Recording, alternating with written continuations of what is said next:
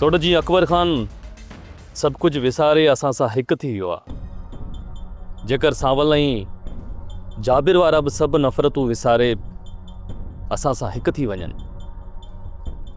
त हिन ॻोठ में केॾो न अमन थी वेंदो। सोट सभिनीनि जी सोच हिकु जहिड़ी न हूंदी। बर्दाश्त करण जो मादो कंहिं कंहिं मंझि हूंदो आहे। सही थो चई सोच, सभु माण्हू हिकु जहिड़ा न आहिनि हूंदा।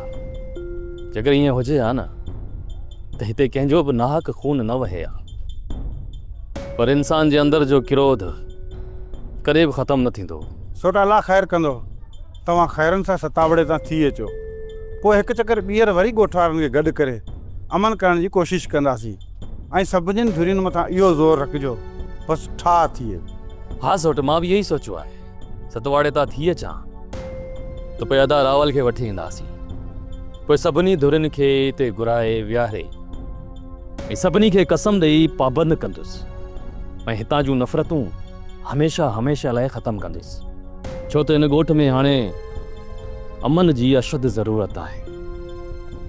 सभिनी हिक ॿिए खे मारे ख़तमु करे त छॾियो आहे, बाक़ी कुझु माण्हू बचिया आहिनि, उहे बि हिक ॿिए खे मारे छॾींदा।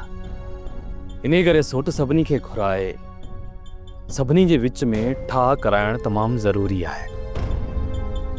सब्सक्राइब कयो असांजो official YouTube channel Sindh TV HD drama ऐं वधीक अपडेट लाइ बेल आइकन खे क्लिक करियो।